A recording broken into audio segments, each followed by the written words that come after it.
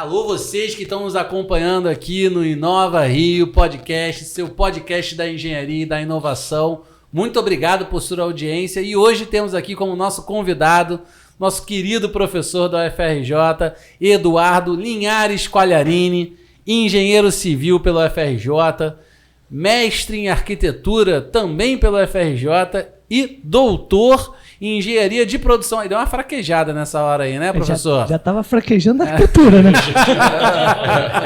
Pela UFRJ também, um professor de grande renome nessa nossa universidade, que se especializou muito em fazer todo um treinamento na área de gestão de projetos.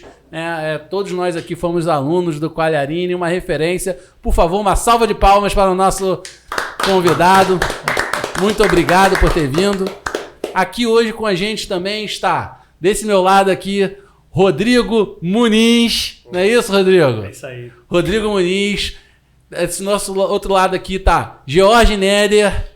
Com a camisa da UFRJ, hoje aí em homenagem sim. ao professor Quagliarini. Aí sim. E também temos aqui meu amigo Ed Puázaro. Salve, salve, saudade de vocês. Aí sim. E quem fala aqui é Miguel Fernandes. Sejam bem-vindos a mais esse podcast. Professor Quagliarini, muito obrigado por estar aqui presente, né? E aproveitando aqui, iniciando a nossa conversa, eu quero fazer uma pergunta. Quantos milhões de reais você já arrecadou para a engenharia da UFRJ só com seus cursos de especialização nesses últimos tempos? Ah, não, peraí, o Édipo já me conduziu aqui, desculpa. Tenho que fazer agradecimento dos nossos financiadores, não é isso? Já que eu estou falando de dinheiro... Já foi falar de dinheiro antes de falar do patrocinador? Tem que falar de quem é que está viabilizando esse espaço aqui, né? Não é isso? Primeiro, muito obrigado ao Clube do Empreendedor, que nos cedeu esse estúdio maravilhoso que estamos aqui. Quero agradecer também à Câmara Brasil e Israel de Indústria e Comércio. Comércio e Indústria. Ah, brincadeira. Sério? De comércio e indústria, pô, eu sempre erro. Impressionante. Eu acho que eles deveriam trocar o nome deles. Brincadeira, hein, galera? Foi mal. Mas Câmara Brasil e Israel de Comércio e Indústria, que nos apoia viabilizando essa maravilhosa estrutura de filmagem. E também agradecer aqui ao Diário do Rio, que é a nossa plataforma de lançamento desse grande podcast, e a Abis Rio, que nos ajuda a viabilizar também parte da estrutura desse podcast. Então, muito obrigado a todos vocês que estão nos patrocinando e você que também quer nos patrocinar. Também estamos aí às ordens. É só falar com a gente, hein? A gente tem interesse e está precisando também de novos apoios para expandir ainda mais o Inova Rio para todo o estado do Rio e, quiçá, até todo o Brasil. Não é isso? Ou o mundo, ou o universo, ou a Bahia. Brincadeira à parte, professor Quagliarini. Essa piada eu não conhecia, não. É porque a Bahia é maior que o universo, pô. Só você que não conhece. Inclusive, o professor Quagliarini pode ser um dos nossos patrocinadores. Aí, ó. Aí sim, o homem do dinheiro da engenharia da UFRJ. Mas primeiro deixa ele responder quanto que ele já trouxe para a UFRJ, cara. E aí a segunda pergunta é quanto que ele vai trazer pra gente, não é isso? Professor Quagliarini, seja bem-vindo. Muito obrigado por estar aqui presente. Eu agradeço a oportunidade. Eu acredito que esse diálogo é sempre muito interessante, que apesar das provocações, né? Mas você quer saber algo perto de 70 milhões de reais. Vamos, aí sim, eu gosto disso. Mas não foi de hoje, foi de mais de 20 anos. Isso com reajuste, trazendo a valor futuro. Professor... Já trouxe para o presente. Isso é um homem da matemática. Professor Quagliarini hoje trouxe colo, ó, podcast com consulta hoje. Eu já passei na escola, então eu posso. Eu fiz um cálculo aqui, foi cerca de 3,5 milhões por ano. Mais ou menos, né? Por causa dos cursos. Eu tinha Tá demonstrando que quem sabe dividir, tá? Não usei nem matemática, nem calculadora. 10 a 15 turmas ao ano, cada uma com cerca de 40 a 50 participantes. Cada uma com cerca de 18 a 20 mil reais por aluno. Você faz a conta. Nossa senhora. Entendeu? Tá vendo? Quer dizer, na verdade, o que acontece? Nós somos um braço forte dentro da engenharia que tem 30 cursos de especialização, e os cursos de especialização, até o Supremo, foram permitidos serem cobrados, porque é uma atividade de extensão, mas é uma extensão que não faz parte nem da graduação, nem da pós-graduação, chamada de estrito sensu. É o lato sensu. E como lato sensu, o cara ia pagar em algum lugar. Então, ele paga no UFRJ, que nós damos o melhor tratamento possível, com qualidade, com, eventualmente, com a atenção que o aluno ou que o interessado pode ter, inclusive com cursos em campo. Nós tivemos, por exemplo, 23 cursos que foram fechados pela Petrobras, que tinha digamos, uma universidade corporativa, era ali no Estácio, agora ela fechou de uns anos para cá, porque justamente com essa crise que ela está passando, e nós fizemos 23 turmas para a alta direção e gerenciamento da Petrobras. Um passarinho me contou que o professor Quagliarini foi precursor nos cursos de lato sensu, né, aqui no Brasil. Não no Brasil, não, pelo contrário. Não, FRJ Não, FRJ já existia na COPEAD, e, obviamente, tem outras empresas, vou chamar empresas, instituições, que já ofereciam cursos de lato sensu, por exemplo, a FGV, IBMEC, a própria UF. Nós, na verdade, quando criamos o primeiro curso de gestão e gerenciamento de projetos, que nós chamávamos de gestão de projetos, em 2003. Em 2003, foi com a intenção de fazer algo parecido que era um sucesso da FGV. Em questão de menos de 10 meses, de março até o final do ano de 2003, nós já tínhamos 7, 8 turmas abertas. E foi assim uma surpresa, porque o mercado estava represado, havia um interesse, e nós fizemos um marketing, foi um marketing um pouco de varejo, vamos chamar assim, porque foi no clube de engenharia. Então, nós botamos, digamos, um preço muito mais acessível do que aqueles que estavam lançando cursos e praticando o mercado. Era quase metade do valor. E como era metade do valor? Porque uma instituição oficial de ensino não precisava ter ganho, não precisava ter lucro. Nós pagávamos o curso e, além do curso, nós queríamos, obviamente, que houvesse um delta X de dinheiro para equipar. Equipar o quê? Qual é a grande vantagem do curso de especialização, vamos chamar assim? Ele provê à escola que ela possa fazer a manutenção das salas de aula. Por exemplo, era uma sala de aula no fundão, vocês devem estar lembrados, vocês foram alunos lá, não tinham atenção devida. Hoje tem data show, tem split, tem o Wi-Fi, isso tudo foi pago com os valores e os que entraram marimbondos. nesses cursos. Isso que eu lembro que as nossas aulas eram invadidas por marimbondos no meio da aula. Mas agora tem ar-condicionado, as janelas estão fechadas. O marimbondo não perdia uma aula. Agora, e professor, tem que ser isso mesmo, sabe? O Brasil gasta desproporcionalmente mais no ensino superior do que gasta no ensino básico. Enquanto os países da OCDE gastam 3 vezes... uma vaga no ensino superior custa apenas 50% a mais do que no ensino básico. No Brasil, custa 3 vezes mais uma vaga no ensino superior. Ou seja, a gente já gasta muito mais. Mas será que não é que gasta pouco no básico e não muito no superior? Mas se você tem um cofre único, você tem que redistribuir essa riqueza. Não, sim. Se está acontecendo essa má distribuição, você tem que, na verdade, deslocar recursos do superior e, portanto, a forma se a UFRJ tem como atrair esse recurso, e tem, porque eu imagino que um aluno que vai buscar uma especialização na UFRJ vai por toda a qualidade que tem, vai por toda a chancela da UFRJ que tem que ser rentabilizado isso mesmo e gerar caixa e compensar outras despesas. Sabe? Essa visão é a visão que a gente quer para a universidade. Eu acho até que o curso de pós-graduação, no modelo que o professor Quagliarini faz, é importante porque ele traz pessoas do mercado para agregar valor ao curso. Não são professores exclusivos da casa. Isso tem um custo. Perfeito. Entendeu? E melhora também, né? Agrega valor na formação. Isso é super importante.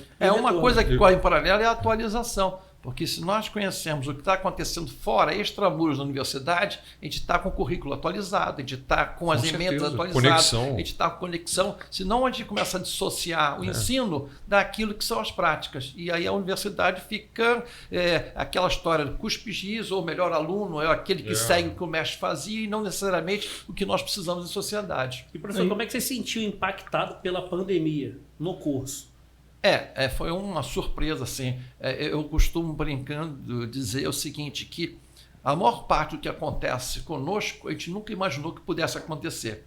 Né? Então, A gente viu filmes, mas quando surgiu a pandemia, eu não acreditei. Eu achei que seria uma coisa de um mês, ou de 15 dias, ou de algum prazo curto. E aí, quando a coisa começou a crescer, que disseram, olha, vocês não podem estar mais aqui presencialmente porque existe um risco potencial, nós não sabemos o que pode acontecer, ou como que você pega no ar, você pega por contato, por respiração, e aí ficou aquela situação desconfortável e disseram, vocês vão ter que dar aula de forma remota.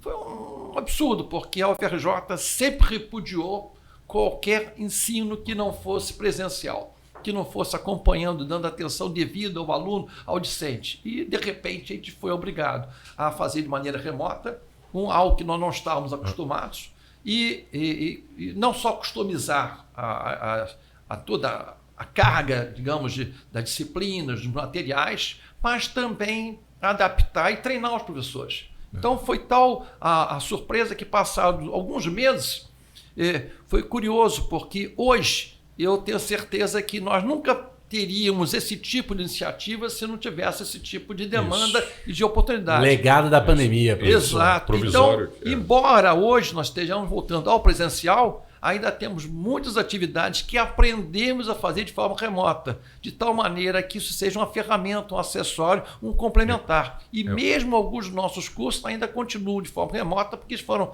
pactuados que seriam de forma remota. Porque, veja bem, um sujeito que está no Acre, ele pode assistir a uma aula num curso aos sábados nossos e sem prejuízo algum. E você mesmo, o tempo de de transporte, de deslocamento, você ganha em relação à atividade que você está fazendo. Eu ia falar isso, professor. Eu acho altamente complementar ao 485, o ensino remoto. Sabe? Quem pegava o 485 para ir para o... Pegava... Você vai contar, eu pegava o azulão. Eu sou de muitos e muitos anos atrás, no século passado, quando o dia que me disseram assim, você passou para o fundão, eu falei, onde? Linha vermelha era um delírio. Não existia nada disso. Eu tomava um ônibus. Eu sou no único bairro do Rio de Janeiro que tem nome. Sou tijucano.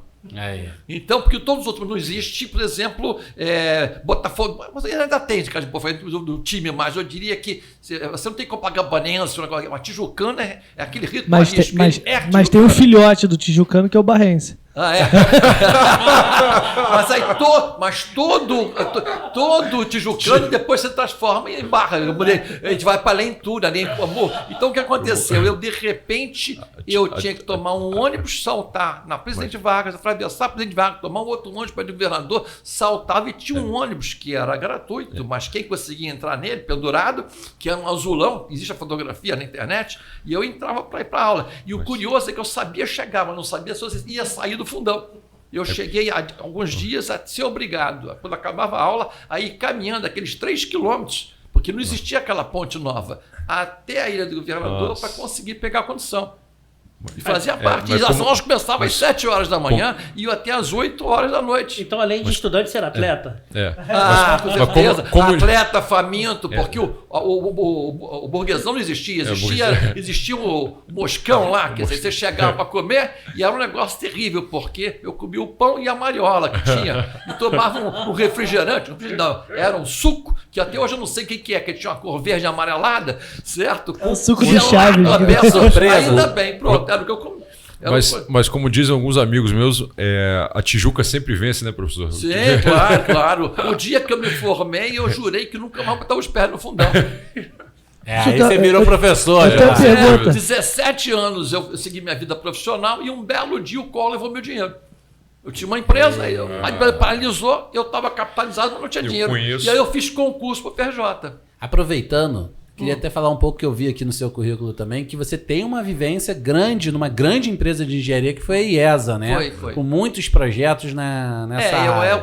Eu trabalhava na GGE, gerenciamento de projetos, gestão de gerenciamento de projetos, que era a master da empresa para tomar conta, fiscalizar os projetos. Na época eu tinha um trabalho curiosíssimo, porque eu era fiscal do pacote nuclear. Então, na verdade, eu não podia comentar em nada em casa do que eu tinha visto, não podia levar nenhum papel, nada, porque era a fábrica de enriquecimento de urânio. Projeto da bomba atômica brasileira? Podia ser que para ela tivesse isso. A minha parte era civil.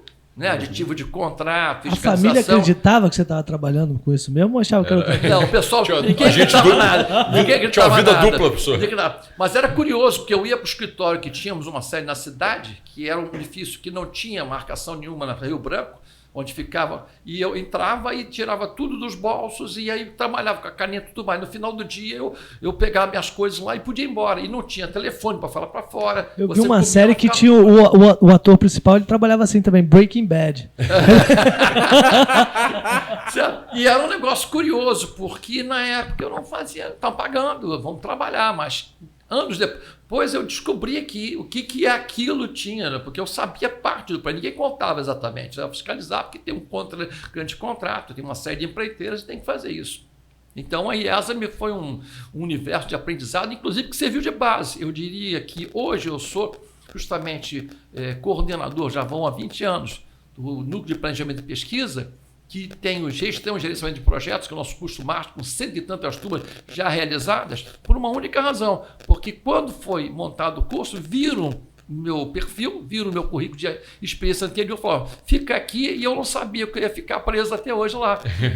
Foi isso. E é por isso que traz essa vivência do mercado, né? A gente estava falando nos outros dias o quanto é importante o professor que se formou, foi para o mercado e depois do mercado voltou, porque ele tem essa ligação, primeiro ele não perde a ligação com o mercado, ele continua sempre olhando para lá, porque tem Por uma exemplo, identidade. uma das coisas que é uma crítica, eu acho que é até positiva, que fazem a mim, que eu sou muito irrequieto, eu sou muito, digamos, indisciplinado quanto às práticas burocráticas de qualquer instituição e da própria UFRJ. Se disserem, não pode fazer isso, eu vou perguntar por quê e vou tentar dar um jeitinho. Tem um como espírito engenheiro. aquariano aí também, tá vendo? Eu vou tentando. Uma coisa curiosa, por exemplo, já tive várias oportunidades em que não tive condições de resolver pelos meios formais, eu fui pelos informais. Uma ocasião eu fui procurar um reitor no banheiro, que estava lá, coitado, ocupado. Cheguei para ele, ó, eu preciso resolver isso, e ele me atendeu no banheiro da universidade. Professor, Eu conheço uma piada de um anão no formal banheiro. ou informal? Banheiro coletivo. Foi informal de um formal. Por quê? Porque eu não conseguia vencer o quê? Eu não conseguia vencer a rotina de falar com a chefe de gabinete para esperar o dia, porque tinha prazo, tinha que resolver. Você que está nos assistindo aí, uma das principais dicas que você pode receber é essa. Precisa acessar o grande chefe, não sabe como chegar? Vai lá acompanhar ele no banheiro. É a forma, eu não diria isso. Não é o pitch de elevador, Mas é você o pitch quando do ele- mictório. quando o cara tiver quando ele tiver Você pode encontrar o cara no estacionamento, você pode encontrar ele no restaurante, você pode encontrar ele no clube que ele Mas não frequenta. dá um corte de podcast que nem Não, e esse. dependendo do não, desespero, o cara assina tudo. Bom, ele assina tudo. E ele tá ocupado, né? constrangimento, né? Eu aceito. Eu vi uma situação muito interessante. Eu não me lembro agora qual foi a história. Que o cara ia na sauna, aí o outro ia na sauna pelado e ficava lá na frente do cara falando, eu quero fechar aqui esse negócio com você, não sei o que, o cara super constrangido com o outro cara pelado na sauna. Tá bom, cara, eu aceito, só vai embora. Ué, Não me lembro qual foi o filme que eu vi isso, cara. na construção civil tinha aquela história de você fazer mictório. Pô, isso era o mictório nas empresas, para o pessoal na obra, para o pessoal não perder tanto tempo na obra, que era dividido em 4, de maneira que você ficava meio que direcionado. Não, é um tonel redondo. Um tonel redondo dividido em 4. Aquele 200 litros, cortava Exato, metade, cortava. cimentava no final e colocava um septo. E Isso. colocava um cara de frente pro frente outro. pro Aí ele outro. ficava meio... Pronto. Ninguém rola para ir ao banheiro. Você vai, resolve o que tem que fazer e vai embora. É a instalação mais machista do mundo, né? Pô, Aí tinha uma sempre mulher tem, na aí hora. sempre tem o... Não. Não, aí tem Instalação em obra só com homens. aquela obra né? Só com- tradicional. Ainda que hoje a obra... Na época tá que a mudando mulher muito, dava né? azar na obra, né? Que nem a professora Magna falou. ali, né? Maluquice, né? Mas aí sempre, na obra sempre tem um rosinha Tinha também, que é essa, aquele que não tinha- saía de lá, Tinha né? Que fica essa, ali. tinha da inclinação do vaso, tinha vários. Tem. Mas se você botar um vaso a mais de 10% de inclinação, o cara não dorme no O cara vaso. dorme no vaso. Aí o sujeito... Pô, todo mundo aqui engenheiro civil, né? Bicho, mas isso é ensinamento de Marx. Você ganha dinheiro no banheiro. Cara, eu não compactuo com essas ideias, não. Esse é empresário já. Aí tá aqui lendo só a história das obras. Histórias Tá da aqui. vida, histórias da História vida. das Mas obras. eu acho que, pô, tem que criar um ambiente de trabalho salutar e contratar uma mão de Sim, obra ninguém tá falando. A gente tá rindo aqui das histórias de obras. Não, deixa eu falar assim, eu tô com um passarinho aqui me contando várias histórias, Ah, é professor, e ele tá gabaritando, porque assim, ó, várias histórias que já me citaram aqui, ele tá falando. Tá com passarinho aonde, cara? Professor Qualharini, pelo jeito, tem aí... Não, ele tem como é que fãs. é? Eu fui Fãs abrir, e eu fui abrir a stalkers, lista, eu fui abrir a stalkers. lista de alunos que ele orientou. Que E sem isso. brincadeira, ficou aqui. Você tem noção de quantos foram, assim? Porque eu contei mais de 100. Bom, não, 800 e poucos. Que isso? Sério? Entre graduação, pós-graduação. São para final de 48 anos. curso. São 48 anos de engenharia. Isso, pô, aí parabéns, professor. Impressionante. Verdade. É uma vida Imagina. dedicada É a uma formar, média- é uma média a muito formar uma geração de engenheiros no nosso estado. É muito Sinceramente. culpado, né? Pô, Isso não são alunos A média- deles, a são média- orientados dele. eu tô ligado, pô, É uma parabéns. coisa- É um, Dá realmente... uma média de 5 por ano. Não, uma Mais- coisa... assim, pegando uns 40 mas é anos, uma gente. coisa impressionante, assim, é um número invejável e pô, com uma influência absurda no que resulta a engenharia do nosso estado. Agora o passarinho perguntou assim: pergunta Passarinho. pra ele sobre quantos prédios ele construiu na Lagoa. Eita, Na Lagoa? pô, que pergunta específica, Eu hein? achei específico demais isso aqui, eu não sei o que é. Por que ele... Pode ser que seja aí Qual alguma lagoa? Não sei, ele pergunta, ele falou assim, ó, pergunta por que ele virou professor só nos anos 90, ele já respondeu. Ah. Aí falou esse que seu passarinho tá muito ruim. Então aí eu vou fazer uma quantos pergunta prédios aí. ele construiu na Lagoa? Professor, agora eu quero fazer uma pergunta baseada ainda nessa nossa discussão da especialização, da atualização. Uma coisa que eu acho até interessante para você que está nos assistindo aí, que pode estar aí no final da sua faculdade ou recém-formado, que é um ponto que eu vejo muito em debate com os meus colegas. Você terminou sua graduação de engenharia civil, e aí? O que você vai fazer? Né? Óbvio, todos nós queremos alcançar um bom emprego, mas às vezes você precisa se capacitar ainda um pouco mais. Existe aquele dilema muito forte, eu vejo nos alunos, entre fazer uma especialização, fazer um mestrado ou fazer até uma segunda graduação. Como é que você enxerga isso no mercado para aquele que quer se inserir, que quer buscar uma oportunidade? Qual o conselho que você daria? O Né? mercado ao longo do tempo mudou muito. Né? Uhum. Quando eu me formei, eu achava que era engenheiro, sabia tudo. E eu podia ficar o tempo que fosse necessário e eu ia praticar, eu ia ver a parte prática, operacional. Eu confesso que passando uns 2 ou 3 anos, eu percebi que eu tinha carência de algumas informações, aí fiz o curso de engenharia de segurança, eu sou formado em engenheiro de segurança também, e comecei a, digamos, na própria empresa a atuar, montando a CIPA, fazendo outras coisas do gênero que na época já estava sendo exigido, inclusive pela legislação do trabalho e tudo mais. E aí eu comecei a perceber que não havia uma possibilidade de continuar só com o que eu tinha aprendido sem dar uma progressão. Então, na prática, eu comecei a dar umas aulas, mas no sentido de eu estudar, porque o sujeito que dá uma aula, ele é obrigado a estudar aquilo que, de alguma maneira, ou ele não aprendeu, ou ele deveria ter aprendido e tem que correr atrás do prejuízo. E fixa muito bem, né?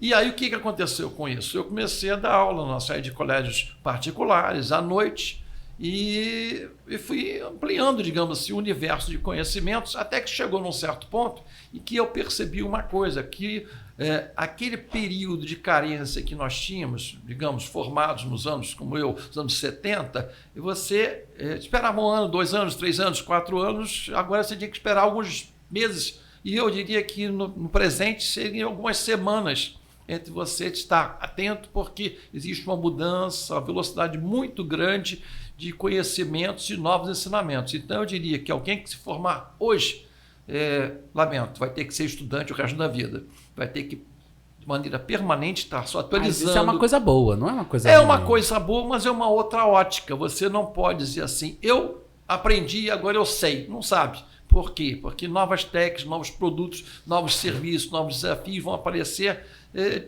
semanalmente. Não pode parar de pedalar. Exatamente. E com isto, o que acontece? Se alguém estiver saindo e dizer assim, faz curso de pequena duração, vê qual é a aptidão, vê aquilo que você não aprendeu, aquilo que você gostaria de fazer. Nem sempre é necessariamente aquilo que você já está trabalhando. Pode ser algo para complementar e ampliar o seu horizonte. Agora, às vezes o indivíduo, digamos, procura fazer algo que é um troço idealista. Né? Eu, por exemplo, eu sempre gostei um pouco, eu tentei tocar piano, nunca toquei. Né? Sou dedilho, alguma coisa, e desisti. Por quê? Porque não era minha aptidão. Agora, outras coisas eu faço bem. Então, eu diria o seguinte, de alguma maneira você tem que se descobrir. Dedilhado. Hein?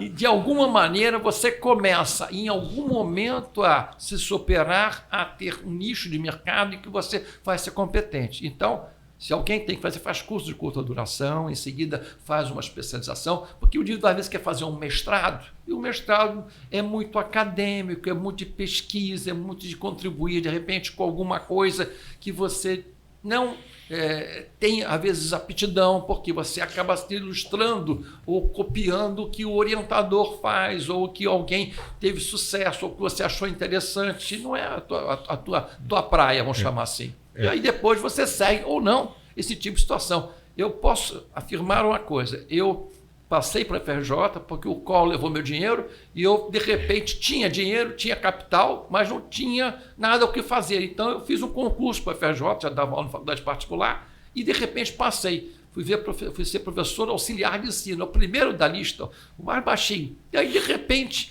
eu cheguei lá e perguntei, mas o que você faz? Esse apaga o quadro negro, fecha o laboratório, você auxilia no que está aqui. Eu falei, bom, então eu tenho que estudar para fazer alguma coisa a mais, é isso? Aí eu fui fazer mestrado, depois fiz mestrado em arquitetura, depois fiz doutorado em engenharia de produção, e fui progredindo a nível de poder progredir na carreira, passando para professor, assistente, associado, adjunto, e fui crescendo. Hoje eu sou titular, 30 e tantos anos depois. Mas por quê? Porque de alguma maneira fui desafiado a fazer aquilo. Agora foi curioso. Eu não queria ser engenheiro, eu queria ser arquiteto, acabei não sendo.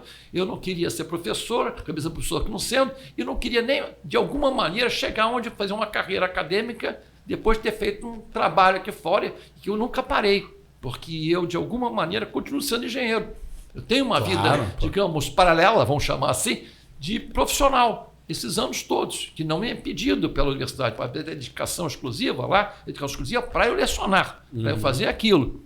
E quando me convidam, eu faço pela instituição, pela fundação e tudo mais. Então, eu fiz pós... Você brincou que eu fiz tudo, não fez? Não, eu fiz meu pós-doc na UF. Aí, ó. Né? E de alguma maneira, eu consegui, digamos, fazer um currículo que fui tangido a fazer, fui obrigado em termos, mas que me deu uma satisfação, que foi complementar.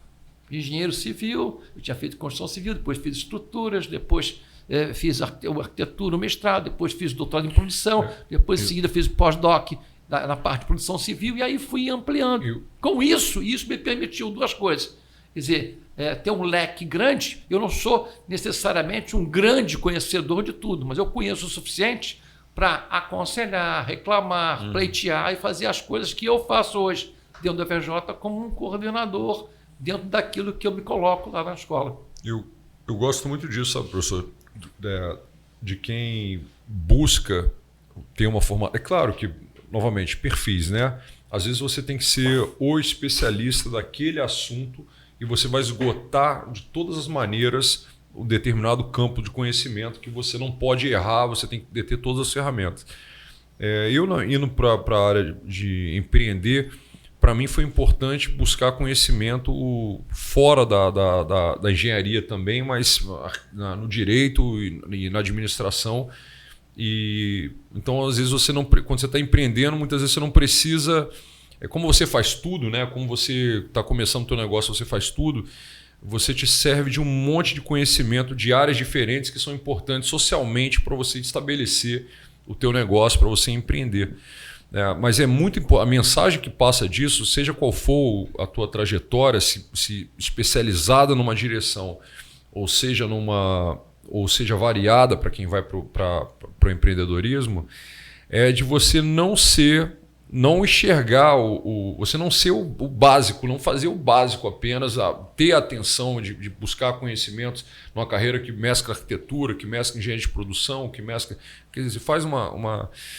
E o que muitos colegas não enxergam muitas vezes. Muitos colegas, às vezes, saem da universidade, todo mundo com aquela beca, com a faixa azul, e todo mundo igual.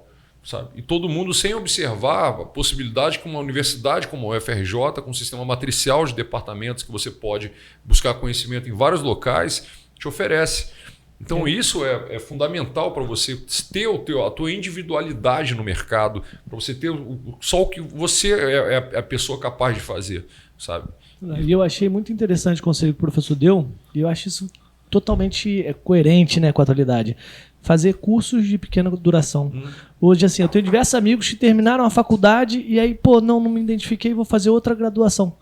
Peraí, você vai perder mais 5 anos para fazer outra graduação? Por que você não faz um lato sensu, ou faz até um mestrado, ou faz um curso de uma programação de 3 meses, faz um grupo... E, assim, eu acho que isso é tão atual, para mim, um dos conselhos que mais eu queria pegar um gancho. Até para você ver onde você se enquadra. Exato. Não, eu queria pegar um porque gancho. você não joga fora aqueles 5 anos que você fez de faculdade. Você direciona aquele conhecimento... trazendo outras capacidades. Que a gente faz lá, né? Que você passa para faculdade, diz que vai estudar engenharia, seja engenharia qual for, engenharia civil, por exemplo, e aí te engano, né? Tome matemática, toma física. Aí quando chega lá para o, sei lá, segundo, terceiro ano, você, agora eu vou estudar alguma coisa de engenharia. Não, aí começa de novo, né? As aplicações, resistência dos materiais e mecânica. Aí, meu Deus, eu não aguento mais. Aí quando você vê a engenharia mesmo no lado mais prático, lá pelo 4º ano, você não aguenta mais, você quer sair de lá, ou você não sabe que acho que não vai sair nunca. E aí isso cria um desânimo desesperado.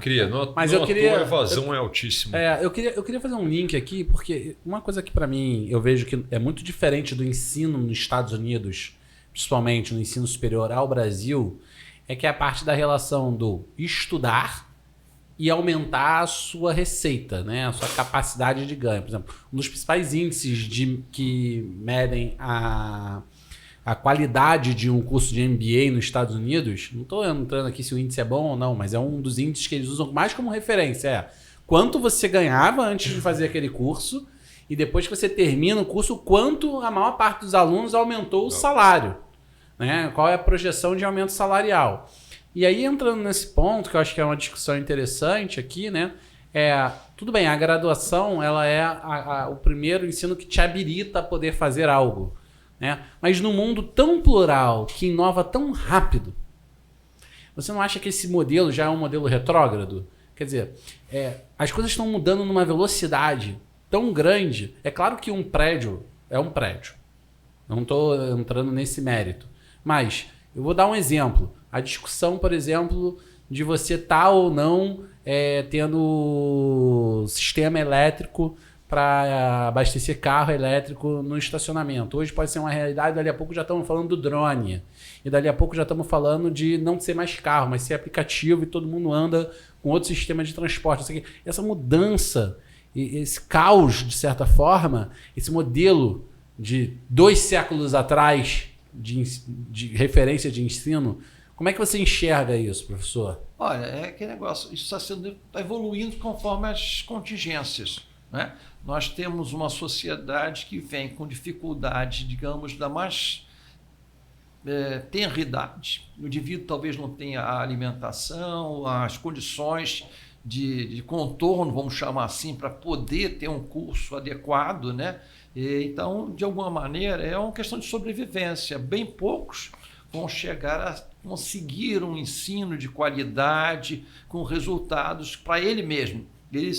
Se ele chegar a ser um indivíduo reconhecido, foi porque ele fez um esforço, ele teve uma estrela, ele fez por onde? Agora, alguns vão triunfar. Agora, é aquela sociedade americana que diz que você fez alguma coisa e por isso você deve ganhar mais e você vai ser reconhecido. Isso não é bem assim. Tanto é que a sociedade americana diz que aquele que é o mais inteligente, que sabe, digamos, se vender, acaba se vendendo e tendo sucesso. Esse é um curso interessante. E é curioso, assim, Mig, porque fala assim, eu captei de certa parte a sua pergunta do sentido, será que o curso de graduação ele não é muito massivo agora?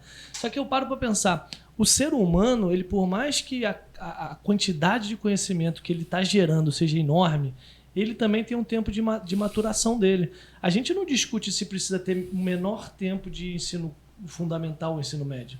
Então, por que eu vou discutir um menor tempo de ensino de graduação, como você falou? É o primeiro curso ali que ele está entrando para a parte profissional. Mas eu acredito até que... Então, para mim, eu acho que até você terminar a graduação, Eu acho que é o tempo de maturidade, onde o ser humano vai virando cara, mas um isso é uma adulto profissional. troca-benefício. Como é que se diz assim? É um pedágio que você está pagando, porque quando você aprende aquela física, aquela matemática, aqueles cálculos, de alguma maneira você está se Você está moldando para outras Deixa- coisas, está deixa- abrindo o teu universo. Exato, você está criando uma personalidade, não quer dizer de conhecimento que você está adquirindo, você está ainda moldando a cognição do ser humano ali. Então, na minha visão, é isso, assim, é uma parte física mesmo. Tanto é que existe de muito evolutiva. engenheiro que é bom, como se diz, na parte de ciências sociais, ou de repente é bom até de repente na parte financeira, gerentes de banco, de grandes instituições, são engenheiros, porque para fazer eles design, aprenderam a marketing. lógica daquilo. Deixa eu dar uma resposta intermediária a isso, na verdade.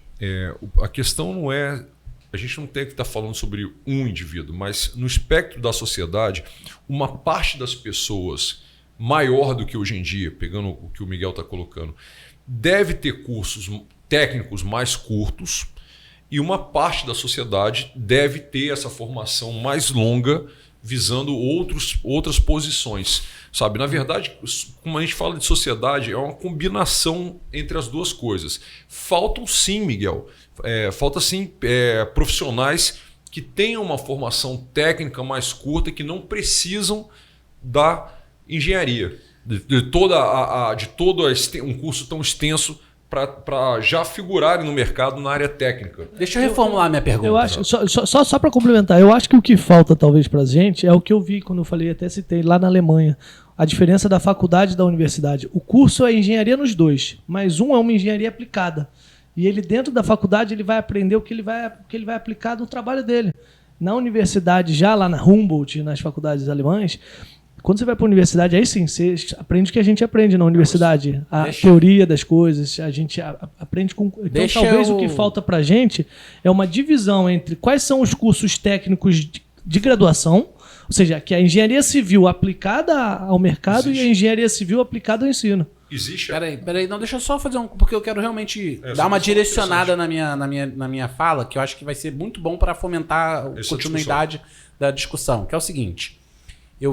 nós temos um piso salarial profissional que, eu não vou entrar aqui muito na discussão, é uma lei, né, que prevê o seguinte: 6 salários mínimos, 6 horas de jornada, e aí tem uma discussão com 8 horas de jornada, que é a jornada mais tradicional diária, se é 8 salários mínimos ou se seria 10, porque contaria como hora extra. 10 não, 9, porque conta como uma vez e meio. E aí... Não me pergunte como chegou a uma conclusão de que é 8,5, porque não é nem um nem o outro. É um negócio sensacional. É o valor. Eles traçaram duas retas e passaram. Fez um ponto de. Exatamente, né? Fez um ponto de concordância intermediária. É um negócio negociado, né? É um negócio, né, baseado numa questão jurídica. Mas é o salário de referência, hoje, pelo nosso conselho, é 8,5. E aí, o que eu vejo que acontece muito no mercado, com certeza os colegas também vê. Esse piso vai dar hoje aproximadamente R$10.200 por mês. O profissional se forma, depois de 5 anos de trabalho, poucos conseguem se empregar passando esse sarrafo.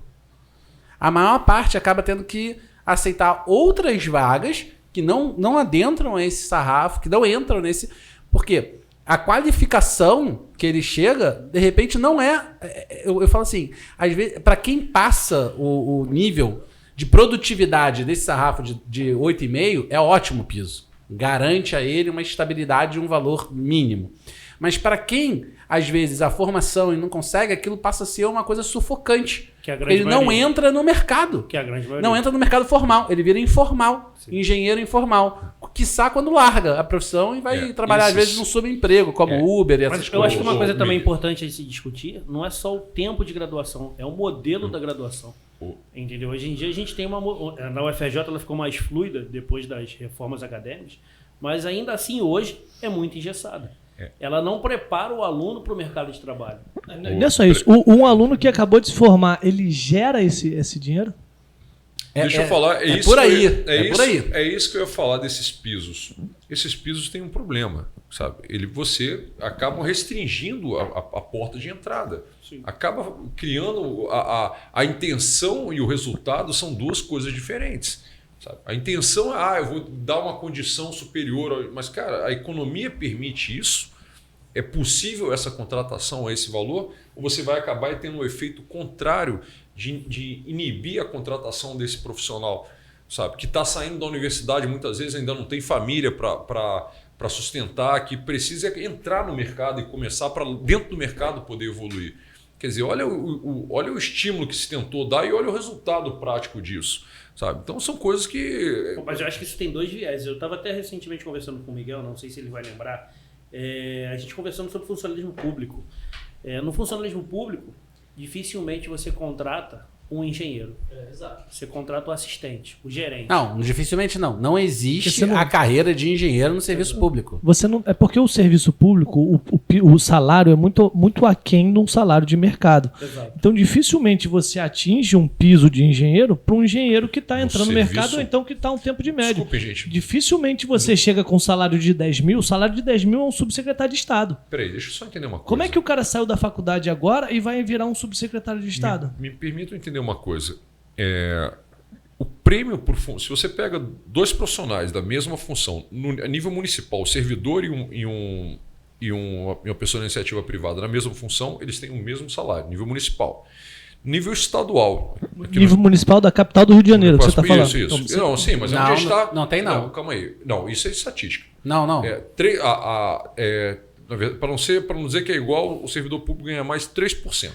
Não sei dizer nas outras profissões, mas na engenharia não. Eu estou pegando todas. Eu estou pegando dados. Estou falando só todas. da engenharia aqui. Aí quando você pega do nível estadual, esse prêmio é de 30%.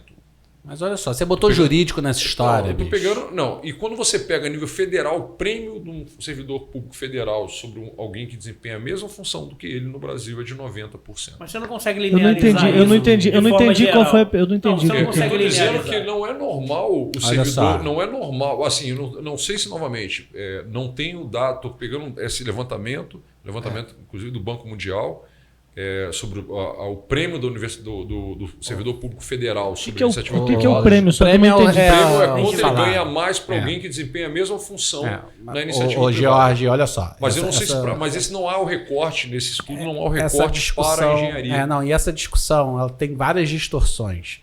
Porque quando você compara o assessorista de elevador, que foi contratado na década de 70, que trabalha no serviço público, o assessorista de elevador, que trabalha no setor privado, aí não é 90%, é 9.000% de diferença, dependendo das circunstâncias. Sim, depende. Então, assim, se for em Brasília, tem umas distorções bizarras no serviço público. Não é esse ponto que a gente está colocando. Não, e quando a gente fala de serviço público, não é de concursado, obviamente. Mas é porque até 89 porque você o concurso entrava... você segue a regra. Não, até 88, desculpa. Até 88 você entrava sem ser por concurso público. Né? Entrava por indicação. Então você tem várias distorções que vêm sendo corrigidas aos poucos. É um processo complexo. Mas não é esse mérito que eu estou trazendo para cá. A discussão que eu estou trazendo para cá, que eu acho que é muito, muito valorosa assim, para a gente fazer uma reflexão até junto com o Quagliarini, é assim... O ensino, se for para aprender por aprender, aprende no YouTube, pô. Sei lá, lê o livro em casa. Faz um curso de R$29 por EAD. Agora, quando você vai investir pesado, como é no caso do ensino presencial, bancado pelo dinheiro público, como é o caso na FRJ, ou até para o seu próprio bolso, pagando uma iniciativa privada, você está esperando que aquele conhecimento que você vai adquirir, aquilo vai resultar depois um aumento, numa capacidade de alavancagem profissional, para ter uma maior, prêmio, um maior salário, um maior retorno financeiro. Claro. Senão não tem sentido você investir tempo e dinheiro e todo esse arcabouço naquilo. Então, essa que eu acho que é o ponto que é principal aqui de discussão que eu estou colocando, porque muitas vezes a gente fica de forma lúdica discutindo o ensino, né? E eu acho que a nós como engenheiros, como profissionais, né, equalizar nessa direção de tipo, como é que faz então para o profissional conseguir alcançar um resultado financeiro mais alto? O justo, tanto na contrapartida. O justo é complexo de daqui a pouco tu tá falando em comunismo aí. Você sabe qual é a diferença entre o correto e o justo? Corte aí, anota aí. Sabe qual é a diferença entre o correto e o justo? O cara tava com uma amante, chegando no motel, e aí encontra a esposa dele saindo com um outro amante, que é o marido da amante que ele tá chegando. Aí os dois se encontram assim, fica aquele clima, que é amigo dele, né? Aí fica aquele clima, ele fala, opa. Aí ele, cara, vamos fazer o seguinte, vamos todo mundo embora, eu tô com a sua esposa, você tá com a minha esposa, vamos todo mundo embora, que isso é o correto de ser feito. Aí o cara que estava chegando fala assim, não, isso pode até ser o correto, mas não é justo, porque eu tô chegando e você tá saindo.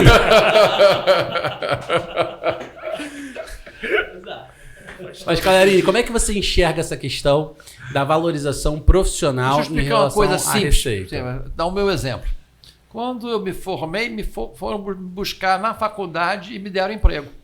Um outro momento econômico do país. Né? O que Outro momento acontece? de número de Havia, digamos, uma credibilidade quanto ao aquele que está saindo da universidade, que a UFRJ tinha um nome, como muitas outras instituições tinham um nome, então, à medida em que já tinha uma referência de origem, e à medida em que havia interesse de ter, digamos, um profissional que viesse deste meio, eu já saí empregado. Agora, o que acontece? Obviamente que a nossa, digamos, sociedade, a nossa indústria, não conseguiu acompanhar. Nós precisávamos ter muito mais empregos e muito mais demanda.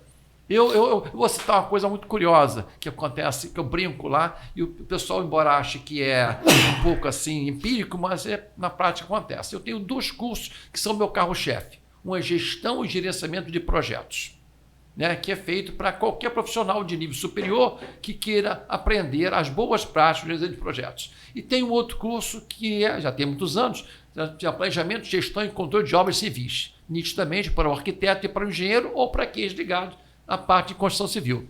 Quando o mercado está aquecido, há empregos. O curso de planejamento, gestão e controle de obras civis não aparece muitos interessados em fazer o curso. E quando o mercado está paralisado, não tem emprego, aparece um monte de interessados para fazer os cursos de planejamento, gestão e controle de obras civis. E o outro curso, o de gerência de projetos, é o seguinte: quando o mercado está aquecido, eles aparecem para fazer o curso porque eles querem um diferencial, eles querem se sobrepor aos outros. E quando o mercado não está aquecido, eles não vão para lá não. Será que eu vou poder pagar o curso? Então não aparece. Então hoje, por exemplo, eu tenho 9 turmas em funcionamento, 5 dessas turmas são de GGP, de obras, que estão até com uma carga de alunos e tudo mais, 30, 40 alunos assistindo. E os outros cursos de GGP, que é o projetos, estão lá com 20 e poucos alunos e tem 4 turmas que estão indo ainda respícios daquelas anteriores. Então é uma coisa, um aparece, outro desaparece. Isso é fruto nitidamente das condições de mercado. Mercado aquecido, o pessoal está empregado, então não vou aparecer. Esse é o perfil do engenheiro civil, lamentavelmente. Por quê? E vi isso na prática, não vi de hoje, vi de muitos anos. Mas, professor, você acha que o fato da aula hoje ser virtual impactou também na qualidade do ensino ao ponto de deixar de tirar o interesse das turmas? Não, por parte dos alunos? A aula virtual, ela oferece uma oportunidade para aqueles que tinham uma dificuldade, mas têm dedicação. Você tem que ter uma consciência do que você está fazendo, do teu investimento, do teu enquadramento, da tua dedicação. O indivíduo que não se prepara, por exemplo, você não pode fazer uma aula virtual sem ter lido anteriormente, ou na véspera, ou seja, o que vai acontecer. Você tem que pensar naquilo que você está fazendo, você tem que imprimir o que está lá, ler, acompanhar na hora que está na tela. O jeito que é na tela, inclusive, dá um teste, ele quer fazer de acordo com a consulta que ele vai fazer no próprio computador. Não dá tempo, não tem como acompanhar. Então ele não tem um método de trabalho de ensino e acompanhamento. Então o virtual tem esse problema. Então, até só pegando a cancha, só para fazer então a pergunta em cima disso. O senhor acha que o fato de ter sido virtual e pelo nome da UFRJ ampliou sua possibilidade de turmas fora do estado do Rio? Isso agregou valor, trazendo agregou um valor pontual. Agora, note bem, só para aqueles que tinham um interesse, que tinham a dedicação. Porque é uma coisa curiosa, quer dizer, 80% dos alunos hoje no virtual que estão fazendo com a gente são pessoas que não foram nossos alunos de graduação. Eles estão vindo fazer por uma razão simples, porque eles têm um desejo, eles querem pertencer ao reino, eles querem aproveitar aquela oportunidade, eles tiveram oportunidades pagas, que eles fizeram sacrifício, foram à noite e tudo mais, então eles querem, mesmo pagando. Por quê? Porque querem a referência, eles querem ter no currículo deles, o nome deles, a situação. A chancela. A chancela. chancela. Mas não é só por isso, não é o WASH diploma, não é esse o aspecto. Eles também, por outro modelo, eles estão querendo se reconfortar com coisa que eles não tiveram antes. Então eles querem ter a oportunidade agora. Enquanto que, eventualmente, ao longo de muitos anos, praticamente o aluno que fazia a nossa graduação ia procurar a gente na pós-graduação. Por quê? Porque achava que aquilo era uma continuidade, que estava ali e tudo mais. Agora, nós prezamos, sim, por ter o curso sempre voltado para uma necessidade daquele que é o nosso, vamos chamar assim, nosso usuário, nosso aluno do dia a dia. Quer dizer, customizando, modificando. Essa é a vantagem de uma pós-graduação da Senso. Porque ela se adequa à necessidade. E não aquela que, infelizmente, a graduação tem que ter um currículo, que é anos e anos com aquele modelo. Isso é um problema que só vai ser a longo prazo modificado. A plataforma EAD, o que a gente fez? Qual é o problema dela, na verdade? A gente pegou plataformas do corporativo, né, enfim, que não eram salas de aula, e nós utilizamos como sala de aula. E hoje ainda é o que nós temos. Na medida que nós melhorarmos as plataformas, vamos dizer que a gente... enfim, não sei quem já viu como funciona o metaverso, por exemplo. É uma experiência completamente diferente de você assistir uma sala de aula. No dia que você puder dar uma aula em metaverso, uma experiência completamente diferente. É uma aula em 3D. É uma aula em 3D. É uma aula que você está inserido no sistema. Você está numa sala de aula digital. E dependendo da aula do metaverso, é uma aula inserida num contexto, né? Porque eu conheço algumas plataformas de metaverso. Por exemplo, eles ensinam os alunos a alfabetizar o matemática básica através de uma jornada estelar onde ele entra numa nave e aí ele vai fazendo missões de recrutamento porque vai chegar numa guerra lá. Então, assim, ele contextualiza aquela informação para dentro de um ambiente. Caracteriza aquela obrigação para ser algo mais lúdico. Gamifica, né? Aquela questão da gamificação. Gamifica. Mas eu acho que tem uma questão também que o senhor falou sobre o EAD e esses alunos que não foram ao FRJ. Dentro das faculdades particulares, o EAD já era uma realidade. E as pessoas têm que aprender uma nova metodologia de ensino, porque estudar também, você tem que aprender a estudar. E eu estava, semana passada, lá em casa, tive uma experiência que me tocou um pouco. A menina que foi a diarista que foi lá em casa, levou a filha dela, e a filha dela tinha acabado de entrar para o colégio da Marinha. Então tá lá com 12 anos, eu acho, entrando no colégio da Marinha e tal. E eu fiquei conversando e tal. E aí ela tava falando sobre... Não, eu sempre fui muito boa em matemática, mas eu tô com dificuldade. Aí, pô, eu tenho aquela coisa do professor, né? A gente quer entender o que tá acontecendo na cabeça da pessoa. E eu comecei a perguntar sobre matemática, qual era a matéria e tal. Em dado momento, eu fui comentar de alguma pessoa que passou na minha vida que gostava de estudar lendo em voz alta. E eu achava isso curioso, que pô, eu sempre estudei de um jeito. Aquilo que você tá pensando, e aí ela falou assim, na verdade, eu sempre morei com a minha avó e eu estudava com voz alta. Agora que eu vim morar com a minha mãe reclama que eu atrapalho. Aí nisso a mãe dela parou e ficou olhando. E, de fato, fez diferença para mim. Você vê, a menina, ela estudava através da audição. Ela tinha que se ouvir. Memória auditiva. Ela tinha que se ouvir estudando. E aí, a partir do momento que ela teve uma mudança de ambiente, ela parou com aquilo e ela não sabia mais qual metodologia utilizar para aprender.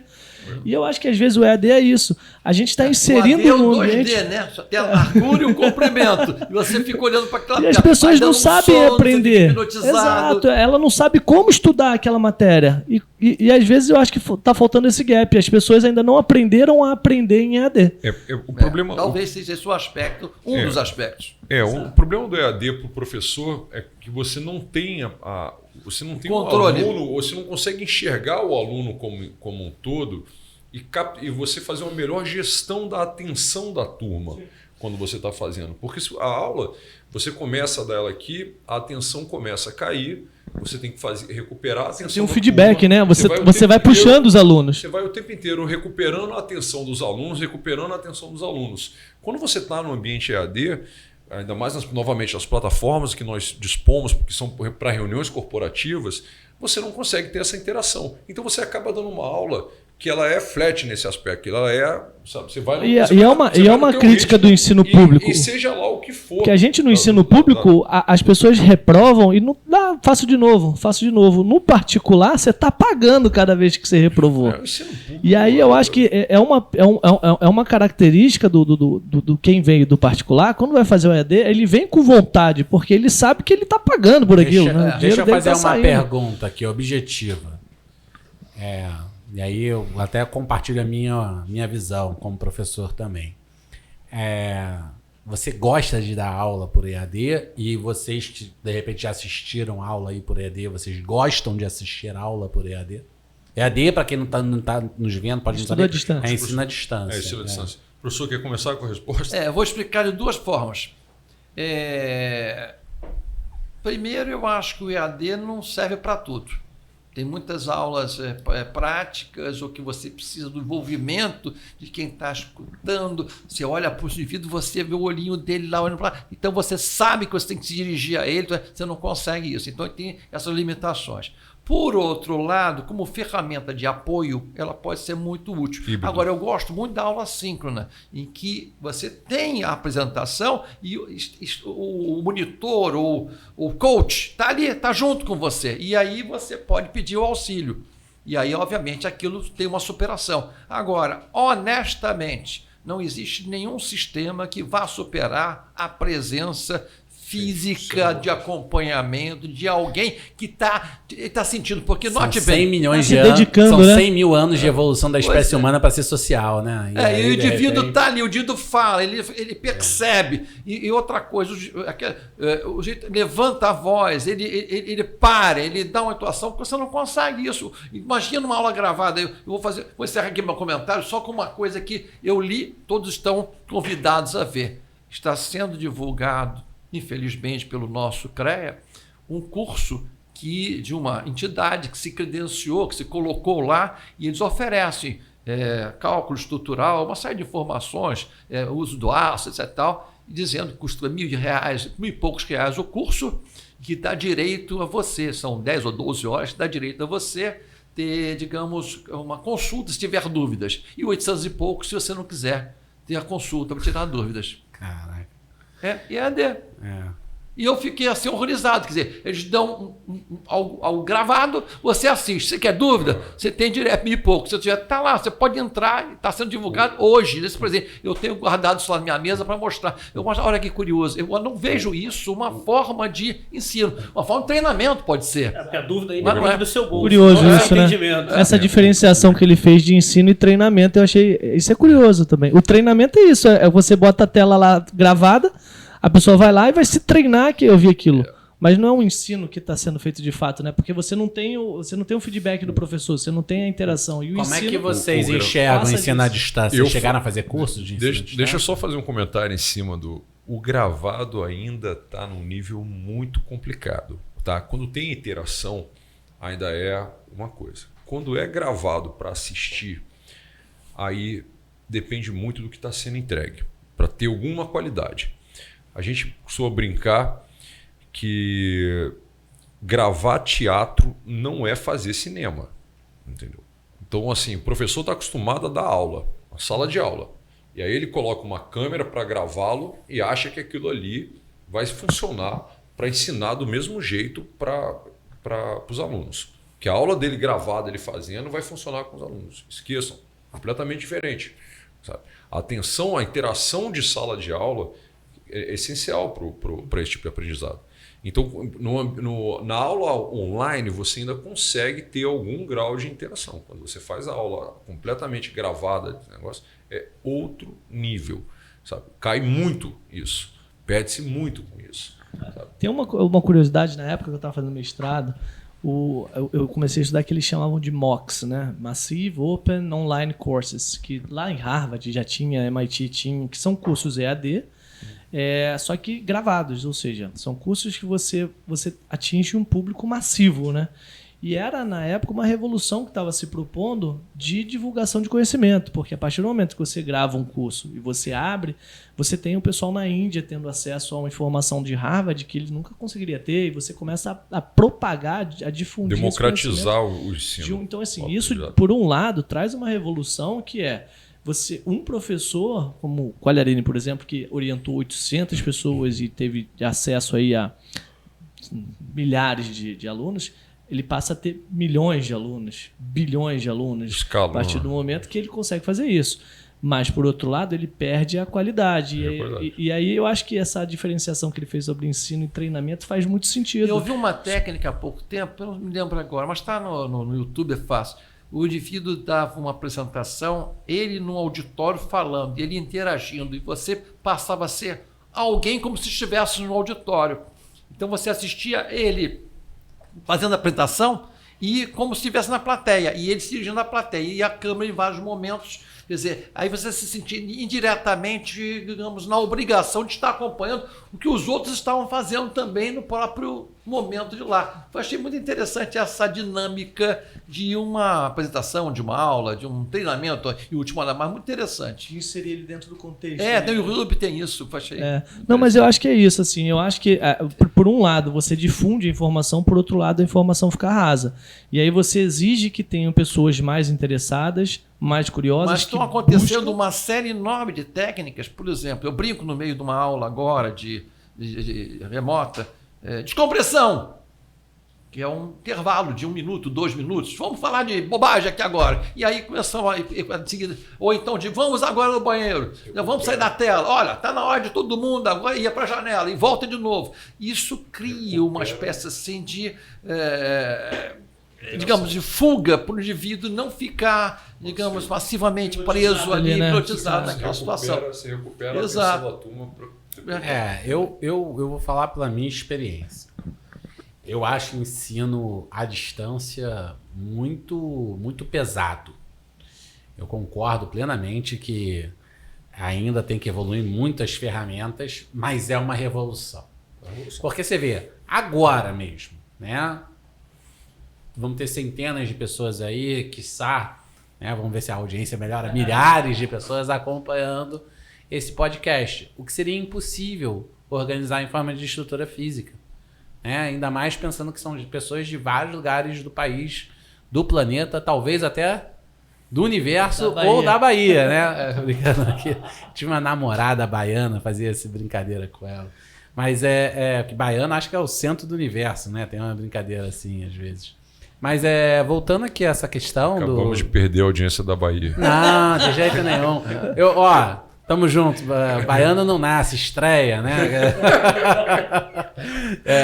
Mas assim, trazendo aqui para a discussão do ensino à distância, né? Esse é um tema que vai ser agora muito forte, porque os custos do ensino à distância são significativamente menores em termos de se escalar. Então, uma discussão que tem muito dentro do conselho profissional é esse. Não pode ter engenharia de ensino à distância, porque a engenharia vai custar R$100 a mensalidade, ao invés de custar 2.000, sei lá, não sei quanto é que está a mensalidade no curso físico. E eu costumo bater muito de frente em relação a isso quando eu digo o seguinte: olha, se a engenharia conseguir chegar a um ponto de qualidade, porque o negócio não é a mercantilização do diploma, chegar num curso de qualidade que custe R$100... Melhor dos mundos. Melhor dos mundos. Melhor dos mundos. Eu acho difícil também. Concordo que é uma mercantilização do diploma. Mas se você conseguir reduzir os custos, se você conseguir ampliar... Eu estou vendo agora, né, o MIT, você colocou bem Harvard e tal. Como é que é a solução que eles estão dando? Eles estão dando cursos onde você tem um curto espaço de tempo de interação, de 4 dias, 5 dias, e depois um longo período, 1, 2 meses, 3 meses de aula online. E aí vem de novo uma aula presencial, 4, 5 dias, e depois um período de novo longo. Misto. Por quê? Porque essa interação... Gente, a gente podia ter feito isso aqui via remoto, plataforma Teams da vida. Mas, na verdade, não, a gente quis fazer presencial, porque essa interação entre a gente no presencial faz uma diferença. Se não tivesse essa interação, a gente não estaria aqui, né? Isso que eu ia falar. Porque a gente não se conheceu em sala de aula em meio online. Se a sala de aula fosse online, nós também não nos conheceríamos. As grandes amizades que se fazem dentro dos cursos de graduação não são dentro da sala de aula, são do lado de fora. Exatamente. São nos bares. São nos bares. Nunca fiz amigo bebendo leite, né? Nos restaurantes, no CEA. Porque quando você está na sala de aula, você está prestando atenção na aula, né, professor? Jamais conversando. Exatamente. Como diz uma coisa curiosa, quer dizer, só para ver lógico, eu prefiro uma sala de aula com 20 e poucos alunos, com 30 alunos. Mas são aulas que, obviamente, o custo-benefício para esse limite é pouco. Nós tínhamos aula no fundão com anfiteatro, com 120 alunos, às vezes, com 100 alunos, mas o professor de excelente qualidade, ele dava a aula de uma maneira objetiva, de modo que tem que ver isso. Quem está dando a origem daquilo, de que maneira está fazendo, isso provavelmente vai permitir que a gente, obviamente, melhore o ensino. Eu diria que o ensino, aquela brincadeira que a gente faz, o cara que passa para o fundão, faz o curso lá, ele sofreu um processo de qualificação para poder chegar lá. Né? E depois ele acaba sobrevivendo. Ele sofre os primeiros meses, os primeiros anos, né? Quem nunca tirou 0 é impossível. Aí depois ele passa a aprender como se superar e termina o curso. E aí aquilo fica para toda a vida. Então o que eu conclamo é o seguinte: não importa o tipo de ensino, importa o tipo do indivíduo que está estudando e como ele vai estudar. Sim. É isso que é a posição. E o tipo, obviamente, de seriedade que está tendo pela instituição, pela dinâmica do dia a dia, porque também aquele indivíduo que não tem alimentação, que não tem condição, ele não vai conseguir, ele é um herói.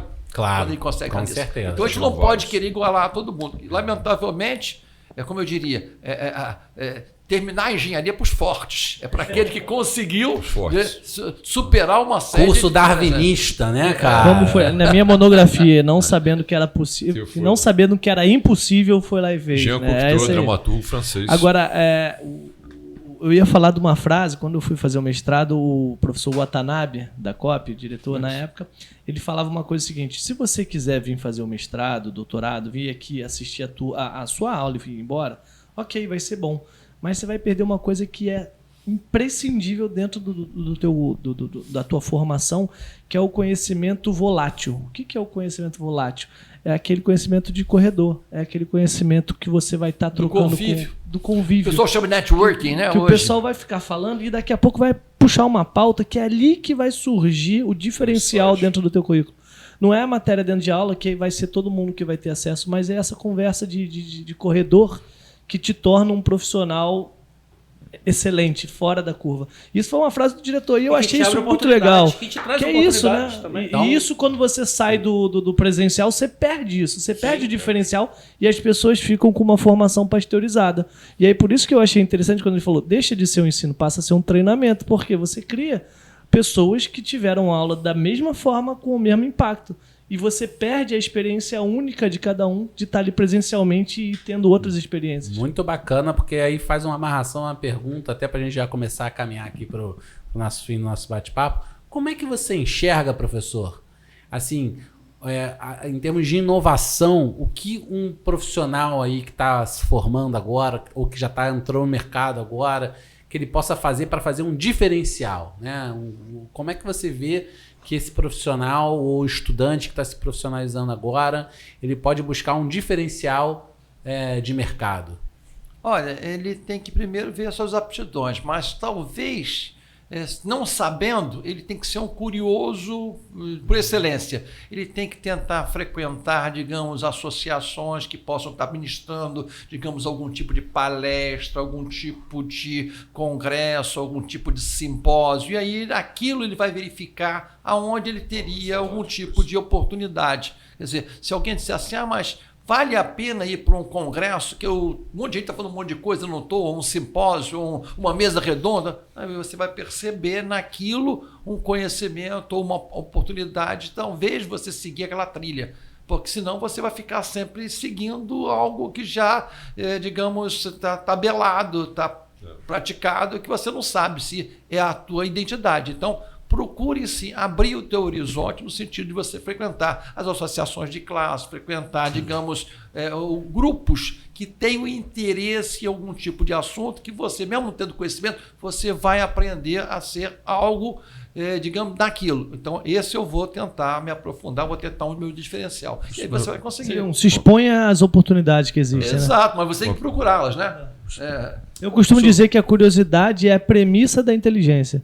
Porque o cara pode até ter uma aptidão, mas se ele não buscar a informação, ele vai ficar com aquilo latente, não vai aprender. Só uma pergunta. Como é que o senhor avalia o curso de engenharia? Hoje não estou dizendo da UFRJ, não. Estou dizendo de uma maneira geral. Tendo o senhor essa experiência na iniciativa privada, acadêmica, tanto na graduação, na pós-graduação, quer dizer, tendo esse repertório de experiências que o diferencia, como é que o senhor vê o curso de graduação da engenharia hoje e, havendo pontos em que o senhor considere que há espaço para mudanças, quais seriam essas mudanças? Olha, uma coisa curiosa, né? Porque eu, quando entrei para a universidade, fizeram uma experiência de ensinar matemática moderna. Primeiro, cálculo 1 lá na universidade foi matemática moderna. Até hoje eu estou com trauma, daqueles espaço vazio, não sei o quê, para união de não sei o que lá, que o cara dava aula aquele negócio. E aí eu confesso que aquilo para mim não foi na época útil. Tempos depois, pela lógica, foi interessante. Então, eu penso o seguinte: a universidade é fruto de uma série de contingências. Às vezes tentam técnicas e coisas de ensino que não são mais ideais. Eu não diria que o ensino de hoje ele nem é melhor nem pior em qualquer época. E talvez tenha que ter situações mais, digamos, amigáveis ou mais adequadas. Eu critico muito, por exemplo, algumas disciplinas complementares que colocam para o indivíduo fazer pontuação lá e ir passando. Eu acho que devia ser coisas mais, digamos, práticas, operacionais, e não vai ganhar ponto porque o sujeito fez, digamos, sei lá, algum tipo de ação solidária, esse negócio todo. Eu não queria falar nada. Então, de alguma maneira, vai aprender dança. Poxa vida. Então, não tem Mas sentido. eu não ganhei ponto por isso, não. Se não aprender dança hoje, não faz TikTok. E aí, Pois então eu acho apenas o seguinte, quer dizer, de alguma maneira, cada época tem algumas contingências que a gente critica, mas o ensino... Sou positivista. Nunca esteve nem tão ruim, nem pode melhorar tanto. Ele existe e ele tem que ser, obviamente, adequado a cada necessidade. Então, eu não posso dizer que, de repente, esteja pior do que quando eu era aluno.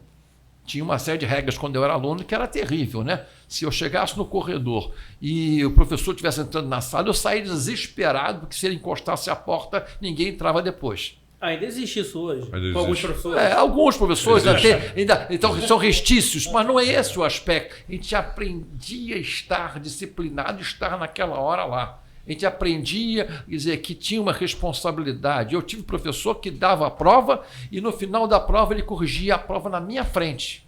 E só tinha 3 notas. Era 0, 5 ou 10. Um erro. Era 5, 2 erros, 0 a 0. E ele dizia para mim, se você fizer um erro desse o prédio cai, então você tem que aprender a nunca mais esquecer isso. E fazia isso na minha frente, abria o diário e botava a nota, porque o diário era de papel na minha frente. Eu não tinha nem como pedir recurso, tudo mais, nem revisão, nem coisa nenhuma. Na próxima, eu checava 200 mil vezes para não errar, porque eu não ia errar. E aí eu sobrevivi. Então, o que eu digo é o seguinte, quer dizer, cada época tem as suas contingências. Eu digo que isso hoje talvez não seja o mais adequado. Mas, de alguma maneira, quer dizer, o indivíduo tem que fazer o seu esforço para superar. Então, eu diria, o ensino está melhor ou pior? Não. Ele está igual, com outros formatos, com o público que existe hoje.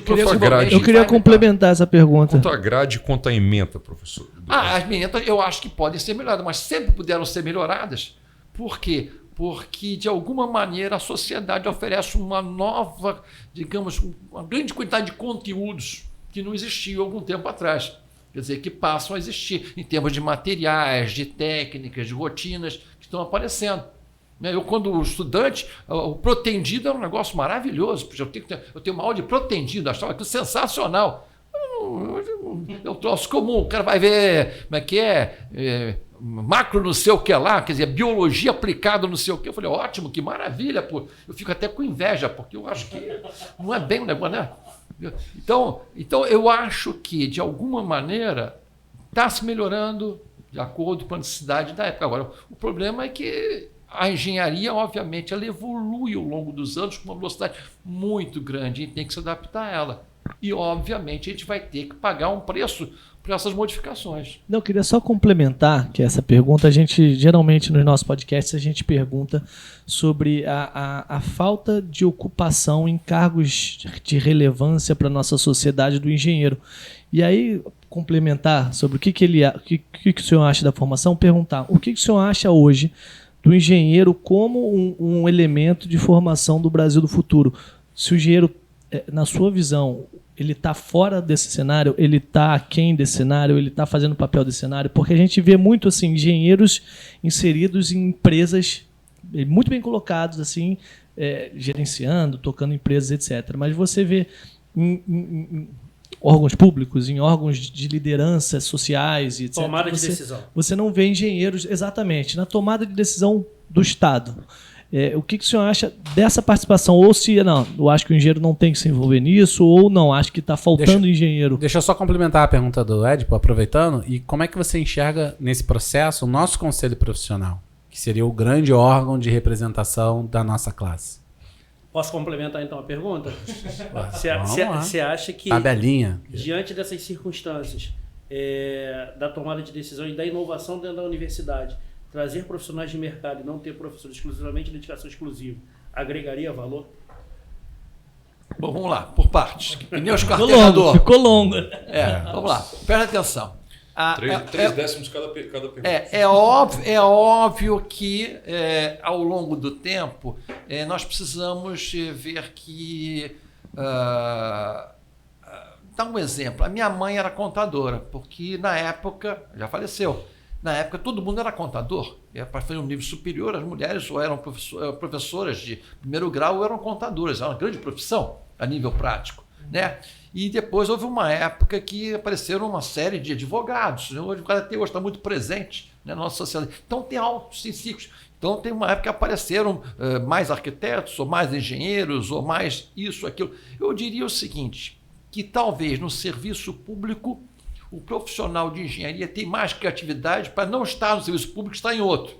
Eu acho que ele consegue se sair melhor, digamos, a nível prático, enquanto que os outros têm um perfil mais para o serviço público, mas precisam ter engenheiros, obviamente. O engenheiro é aquele que elucida, resolve, toma direção, ele é mais, digamos, direcionado a chegar a uma resposta. Problem solver. O que a gente fala, por exemplo, dentro do Estado do Rio de Janeiro, como exemplo, não existe nenhum secretário de Estado que seja engenheiro. Agora você tem assim, diversas áreas que seriam áreas afins da engenharia, como advogados, por exemplo, que estão à frente da pasta. E sendo que o engenheiro tem essa visão de gestor também, né? Mas aí ele tem que ter uma aptidão, talvez, para administração, talvez um pouco para digamos, para política, porque talvez os secretários de Estado sejam todos políticos. É a arte de você conciliar, não a arte de querer que você fazer aquilo daquela maneira. Você tem que saber dizer um não e, a partir daí, tentar controlar isso. Aí, né? A nível prático, né? Não dá. Agora, voltando para a pergunta, a segunda ali do conselho. 3 décimos já foram. Eu sei que o conselho sempre foi muito...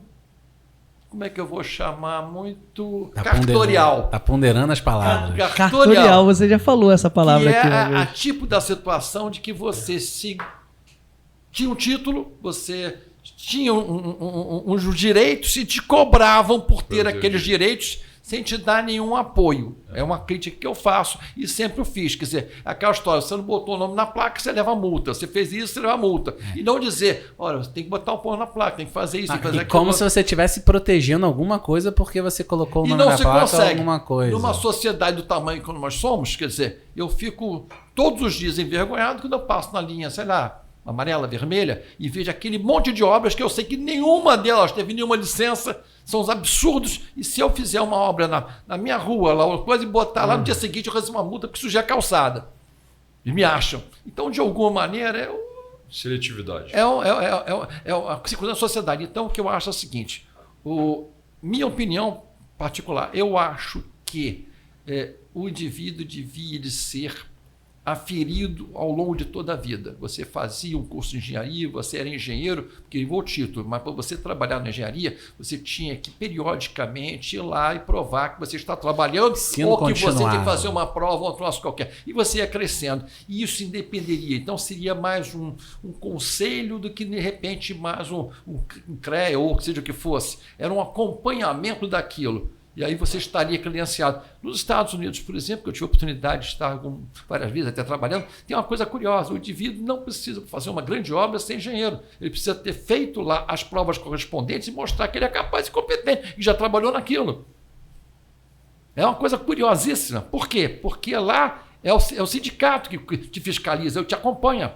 Não sou a favor do sindicato, não sou a favor de nenhum, porque eu acho que os sindicatos aqui foram desviados, eles passaram a ser apenas alguém que recolhia a contribuição e levava para um cunho muito político e não um cunho que devia ser de apoio assistencial. E por outro lado, o CREA ou os outros conselhos que tem são muito cartoriais, aquilo que você tem que ter homologado, tirar. Por exemplo, eu tenho uma lista enorme de obras, 200 e tantos prédios feitos e tudo mais, e não tenho as certidões do CREA, porque foi antes deles botarem no computador. Eu tenho minhas certidões pessoais, porque até os anos 70 e 80 você que fazia. Pedia a empresa lá te dar uma declaração. Você fez o prédio, você foi, não sei o que lá. Então eles querem que... É até curioso, porque você sabe que eu tenho 2 CREAs. 2020 e 29.506. Por quê? Porque tinha o estado da Guanabara. Depois passou a ter o estado do Rio de Janeiro. Me deram 2 CREAs. Eu só pago por um. Pago 10% hoje só, porque... Mas é um negócio curiosíssimo. Você é mestre em arquitetura, poderia pagar também o CAL. Daqui a pouco o CAL tá me pegando. Conta pra ele que ele tem 3 CREAs, porque tem ainda o da Confé, né, que é um CREA diferente. É o número. Então você veja como é curioso esse sistema que eu chamo de pouco cartorial. Devia ser um sistema de assistencial e de apoio ao profissional. Então é isso. Essa é a crítica que eu faço tecnicamente ao CREA. Não, eu acho que é importante existir ele. Mas eu não vejo no sentido em algumas coisas que eu já vi lá. Eu já fui convidado muitas vezes a fazer palestra do Progredir, o Diaba 4, escrevi livro depois de ter feito um monte de palestra, feito todo o material, que mandaram fazer palestra sobre canteiros de obras e tudo mais. Mas, no entanto, é aquele negócio. Quer dizer, aquilo não continuou, morreu ali. Foi uma iniciativa pontual a nível prático. Qual é a última pergunta? Sobre os professores, a dedicação exclusiva. Você acha que o professor... Eu sou a favor de uma coisa. Primeiro, eu acho que o indivíduo deveria, para fazer um curso qualquer de engenharia, ter um curso técnico antes. Era uma espécie de preparatório para ele chegar à escola técnica, que já ia preparado. Segundo, quando ele estivesse lá na engenharia, de alguma maneira ele fazia a sua habilitação, a sua coisa, e quando ele saísse, ele devia ter a sua vida profissional e ele não deveria ser professor. Porque se ele for professor, ele não tem a vida profissional, ele não aprende, ele tem que fazer. E aí, depois de alguns anos que ele tivesse uma profissão, aí ele seria, digamos, credenciado ou autorizado a ser um professor. E quando ele fosse para lá, ele levava aquele cabedal todo que ele tinha antes, e aí sim ele poderia ir melhorando, se graduando e melhorando. Eu, quando fui para a universidade, quer dizer, fiz concurso para a UFRJ, eu só era engenheiro e tinha 17 para 18 anos de formado já. Estou lá há 30 anos, vou fazer agora 48 anos de formado. Então, de alguma maneira... Não, você era engenheiro. Mas eu tinha uma oportunidade, tive a oportunidade de cometer uma série de erros aqui fora e de um aprendizado. Claro. Então, eu nunca ensinei exatamente aquilo que eu li no livro ou que, de repente, alguém me contou. Eu fui um indivíduo que teve um aprendizado. Antes desse aprendizado, é o que eu digo, faça, erre. Lógico, não vai errar para não ser mandado embora, não vai ter muita coisa disso. Tem que evitar esse erro, mas você tem que fazer por onde. E aí que está a história da universidade.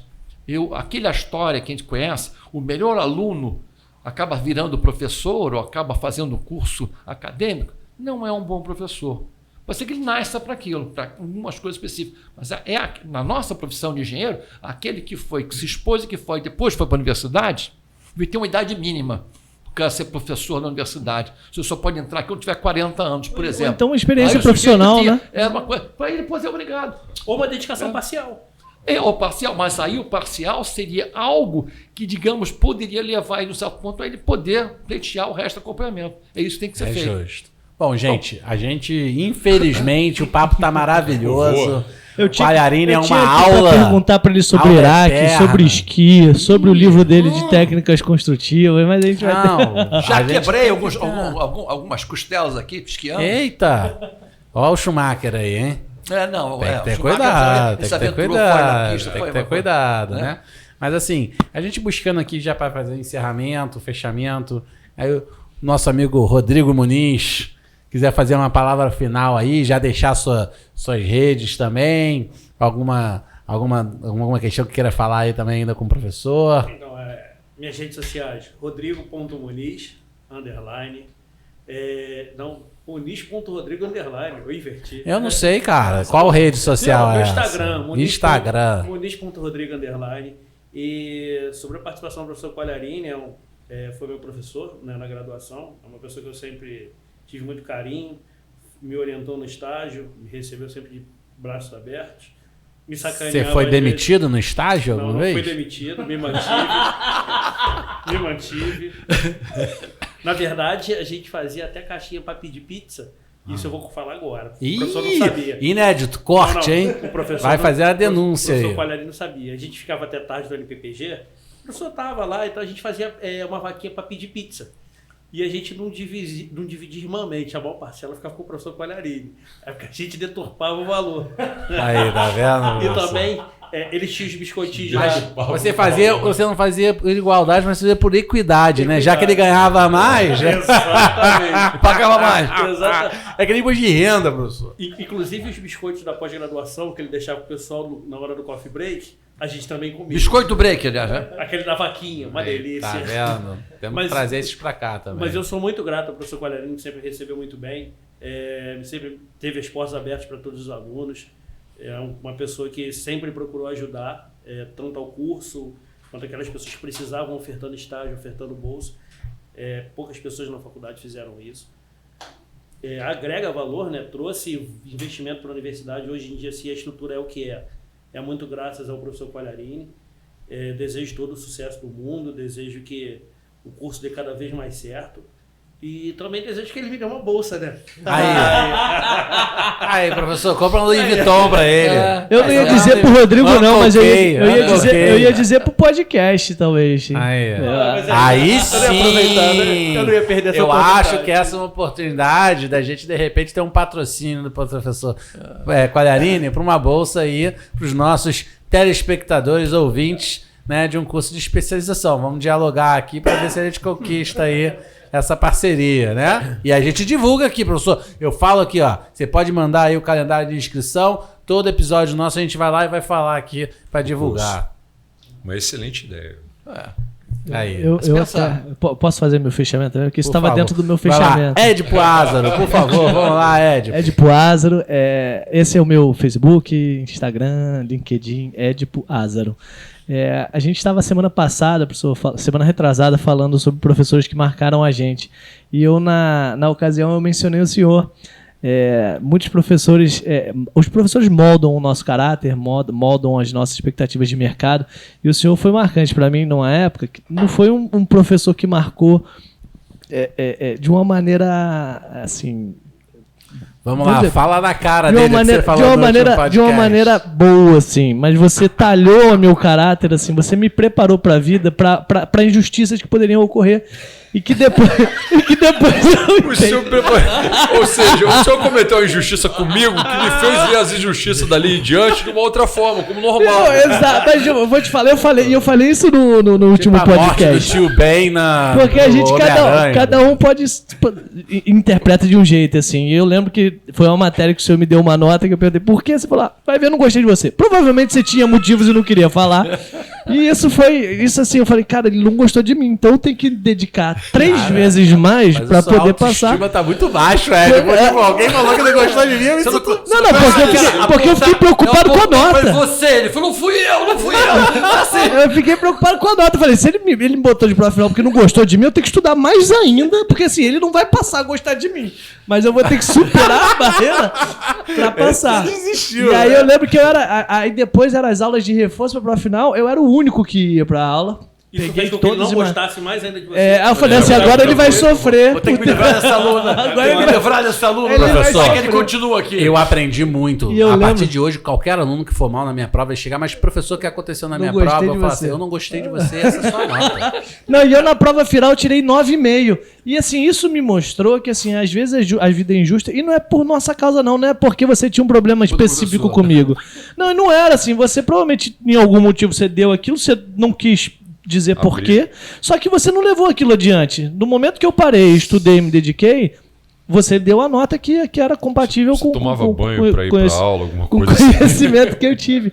E aquilo depois, assim, por um momento, na hora eu fiquei com raiva, mas eu tomei como um desafio. E quando o senhor me deu depois a nota e foi uma nota conveniente, vamos dizer assim, e eu vi, não foi pessoal. Mas isso me criou um desafio pessoal que até depois eu ouvia falar muito bem do senhor, pro o Rodrigo, o Leri e diversos outros amigos aí. Pô, fala a verdade. Você falou faziam- assim, mesmo ele não gostando de mim, eu tirei 9,5. Se gostasse, era 10. Mas de fato, assim, me inspirou, foi assim, e foi um professor que me marcou. E não me marcou negativamente, me marcou justamente para aprender, assim. Eu sou uma pessoa otimista na vida e eu vejo tudo que acontece comigo como um ensinamento. E foi um ensinamento que para mim eu usei para um lado positivo. E aí eu queria aproveitar para falar que o Miguel perguntou assim, que tipo de coisa que o senhor acha que poderia agregar assim na nossa para as pessoas que estão saindo? E ele falou, pô, ele não falou do curso dele. Mas Que eu nós acho que falamos. seria um diferencial. Por quê? Porque qual é o diferencial de um engenheiro civil ou qualquer que seja? É a gestão, é a capacidade de gestão. É verdade. E esses cursos que o senhor dá são cursos de gestão de projetos. Que no final, tudo na vida é um projeto, né? Por isso que eu me antecipei pedindo bolsa. Exatamente. E aí, quando falou, eu falei assim, eu vou guardar para usar isso na minha despedida final, porque aí ele fecha depois falando do curso. Mas eu acho que o curso do senhor é um curso que faz um diferencial dentro da formação. Falo isso não porque eu fiz o curso, mas porque eu conheço pessoas que fizeram o curso e me falam sobre o quanto isso ajudou, não só a nível de curso, mas a nível de network que desenvolve nas turmas, etc. Então eu acho que, respondendo agora tardiamente a pergunta do Miguel, eu acho que esse curso que o senhor promove é um diferencial para a formação do engenheiro. Eu acho que o senhor é um promotor aí da engenharia. Por mais que não quisesse ser professor, por mais que não quisesse ser engenheiro, hoje você olha para trás, né? É um você vê empreendedor. quantos engenheiros você conseguiu formar aí. E assim, meus parabéns Meus números são expressivos. por mais que não quisesse, é um dom que você teve e que você soube usar aí para a sociedade. Então, eu agradeço por ter, por ter colocado ter no ido meu com a minha caminho. cara. Ficou bom. Jorge Néder. Bom, professor, eu tive aula com o senhor, tive a oportunidade de conversar com o senhor também naquela época em que a gente, pelo centro acadêmico, debatia a universidade, tentava melhorar, dar a nossa contribuição. E desde aquela época para agora, tenho a mesma opinião dos meus colegas aqui, por isso que fizemos o convite ao senhor. Acho que o senhor realmente agrega de maneira diferenciada a Poli, e não só a graduação, a pós-graduação, e traz uma bagagem realmente de fora, que muitas vezes a gente critica aqueles que não têm e que têm apenas a visão estritamente acadêmica da engenharia. E então é um prazer fazer um bate-papo desse com o senhor, ampliar para outras pessoas enfim, o que o senhor dividiu conosco na graduação e continua agora como colegas dividindo. E, enfim, que muitos outros façam o curso do senhor e esses números impressionantes que o senhor já tem no currículo ainda cresçam ainda mais nessa bela carreira, que quase 50 anos de engenharia, que é muita coisa. Então é um prazer essa noite bater esse papo com o senhor aqui e que venham outras oportunidades maravilhosas como essa, né? E deixando as redes para os amigos, @George Néder, tudo junto, e todas as minhas redes são fáceis assim. É isso. Maravilha. Professor Coralino, o senhor tem rede social? Aí uma boa pergunta, né? Eu mandei fazer um Instagram anteontem, né? Mas ainda não está pronto. Eu tenho da CAPES, né? Que nos obriga a ter. Mas eu tenho uma coisa curiosa. Eu sobrenome Coiarini. Com esse sobrenome, você vai à procura, só existe um, vai encontrar o Eduardo. Eu e meu irmão. Então é fácil de me encontrar de alguma maneira. Mas sabe por que eu acho que é interessante essa minha fala, professor? Se ela me permitir, é muito raro eu fazer uma fala final assim, mas agora eu vou fazer uma fala final aqui, que eu acho que é legal também. Você é uma referência de formação aqui no estado do Rio. São 800 turmas, 40 alunos por turma, é muita gente que formou. Você é um polo central de networking, de encontro desses profissionais. Não pode jogar isso fora. Tem que gerar uma rede social que seja Qualharini, formação de engenharia, alguma coisa semelhante. E vou dizer uma coisa, hein? Teve um participante nosso aqui, que eu já ouvi falar que foi até demitido do estágio, entendeu? Eu não vou comprometer porque ele é meu amigo. Que trabalha nessa área de formação de soluções digitais e tal, que eu acho que tem aí um produto se pensando, que é o quê? É ter um ponto de encontro da área de engenharia, um perfil digital, na parte digital, para essa troca. Então, não só formar, né? Mas depois continuar se relacionando. Acho que essa é uma ideia, de repente, para se trabalhar aí para frente. Acredito que você deve ter o cadastro desse pessoal todo, poder trabalhar isso e buscar isso como um aprendizado continuado, como bem você colocou, de uma formação, né? Então, para quem quiser me acompanhar, Miguel FYF nas redes sociais todas também. E aqui, passando a palavra para as considerações finais, a fala final aqui do nosso querido convidado de hoje, professor Eduardo Qualharini. Eu agradeço a oportunidade. Eu acho que a cada momento a gente aprende um pouquinho. O convívio com vocês foi muito, muito bom. E aquele negócio, eu apenas coloco, aproveitar a oportunidade, né? Eu estou fazendo, eu tenho uma pesquisa que já é de alguns anos, dentro da parte de reabilitação predial, em que eu acho que as cidades estão edificadas e nós temos que conservar o que nós temos. De modo que aqueles que possam se interessar na parte de reabilitação, eu faço congressos sistematicamente, tenho uma série de publicações em cima disso, né? Tem um excelente relacionamento com o Fajardo, com uma série de pessoas que estão cuidando disso na cidade do Rio de Janeiro, e ano que vem eu vou fazer mais um congresso, que vai se chamar o 6º CIRMARE, que é um congresso de recuperação, manutenção e restauração, que na verdade eu estou chamando agora de, em vez de chamar de restauração, que os portugueses se implicam, porque restauração é na praça onde que fica no shopping, os restaurantes, lá chama-se reabilitação. Então vai ser um congresso de recuperação, manutenção e reabilitação de edifícios, que vai ser inclusive em Portugal, mas deve ter um encontro aqui no final do ano que vem, de modo que se alguém vier se interessar com a parte de reabilitação, eu me considero um razoável especialista com publicações, livros dentro da área e tudo mais, e pode então começar a ter atenção. Nós lá temos o nosso site do NPPG, e o site inclusive tem revistas, tem material para aqueles interessados, tanto na parte de reabilitação quanto na parte de gerenciamento de projetos, que pode ser útil como um elemento a agregar valor a vocês. Então, procurem a gente se houver necessidade. Não estou fazendo nenhum tipo de instrução para que queiram fazer o curso, mas que procurem as informações que vão encontrar lá e possivelmente podem agregar valor. Ok? O site é N de nariz, NPPG. nppg.com. .org, tem vários, né? Nós temos mais de um, porque nós não acreditamos muito no servidor da FRJ, que quando deixa a gente. Então eu tenho inclusive eu tenho um servidor próprio. Eu sou incrédulo a respeito disso, entendeu? A redundância, isso vem do engenheiro. NPPG no Google, o que você acha? NPPG é o que é a sigla? Núcleo de Planejamento e Gestão. Núcleo de Pesquisa e Planejamento e Gestão. Você fala, estagiário decorando. Pesquisa e Planejamento e Gestão. E quem quiser me achar é o Qualharini, vai me encontrar. Vale uma bolsa essa dica. Isso vale uma bolsa, Vamos negociar aqui depois fora das câmeras. Próximo episódio, de repente, a gente traz aqui, divulgando novamente, você que quer ir para a área aí de restauração não, reabilitação predial, entra lá no NPPG, você vai ver aí o simpósio que vai ser organizado e os diversas formações, né, de cursos de especializações que tem. Então a gente fecha por aqui. Muito obrigado, professor. Muito obrigado a todos vocês que participaram aqui na mesa e você que está nos acompanhando até agora. Até o próximo episódio. Até mais. Tchau, abraço. Tchau.